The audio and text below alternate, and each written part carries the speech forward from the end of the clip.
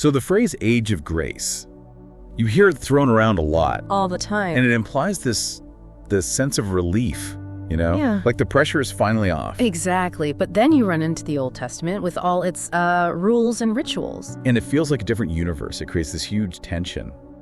Do we still need those old standards, or did the New Testament basically give us a permission slip? That is the classic theological tug of war. And to get into it today, we're pulling from a few different places, some deep theological reflections, devotional notes, and the primary text itself, which is Matthew chapter 5. Right.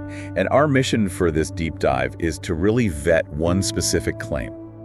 The sources say Jesus didn't come to just cancel the Old Testament rulebook. No, he came to fulfill it. But fulfilling the law is one of those churchy phrases that can mean almost anything.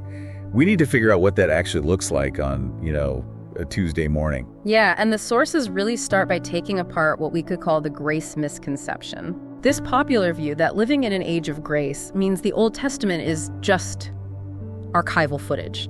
Interesting history, maybe, but not really binding. I think for a lot of people, that's the default setting. Love God, follow your conscience, don't worry about Leviticus. But our notes say that view just slams into a brick wall in Matthew 5. It really does, because Jesus himself directly contradicts it. He says, "Do not think that I have come to abolish the law or the prophets." He's so explicit. Incredibly. "I have not come to abolish them, but to fulfill them." He even uses this image of an iota, the smallest letter in the Greek alphabet. Not a single dot will disappear, he says, until it's all accomplished. So the argument isn't that we need to start sacrificing goats again. Right. It's that the moral weight of the law hasn't just evaporated. Yeah. One of the reflections put it in a really interesting way. Grace isn't the absence of a standard, it's the perfection of it. That's the key. The gospel proves the Old Testament promises were kept, not thrown out. But here's the twist that catches people off guard. If the law isn't abolished, and Jesus is fulfilling it, well, the standard doesn't get easier. It gets harder. It gets, frankly, impossible. I really saw that in the text. You expect grace to lower the bar.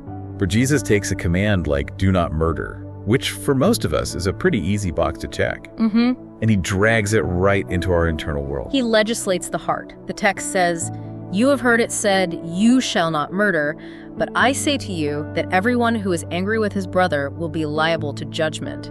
He even includes insults, contempt, Yeah. calling someone a fool. Which just destroys any claim to innocence, right? Yeah. So suddenly I can't just check the I didn't kill anyone box because I was simmering with resentment in traffic this morning. It shifts everything from legalism to something else. It shifts us to what the notes call heart-shaped obedience. The Pharisees were experts at the external stuff. They could follow the letter of the law perfectly. Perfect record. Perfect record, all while, harboring a graveyard of resentment inside. Jesus is hunting for the root cause. Murder doesn't start with a weapon, it starts with unchecked contempt. So practically speaking, this kills the idea that faith is just a private thing between me and God. If my internal anger is now a violation, that has to change how I deal with people. And Jesus gives this radical scenario to illustrate it. Picture the holiest moment you can imagine.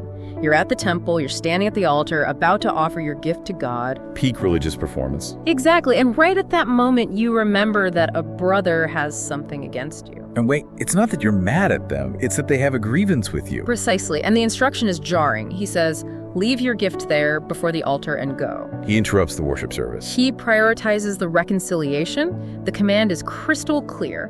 First be reconciled to your brother, then come back and offer your gift. It's suggesting you can't be right with God while you are knowingly at odds with your neighbor. That completely inverts the hierarchy we assume. We think vertical worship comes first, but this implies the horizontal relationships. That is the worship. Or at the very least, the vertical is invalid without the horizontal being addressed.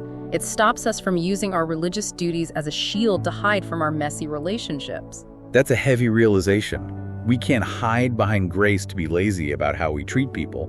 It's not about checking boxes, it's about aligning our heart with the intent of the rule. And if you want to test that alignment, the sources actually suggest a challenge. Think about it. Is there an Old Testament book you've intentionally avoided?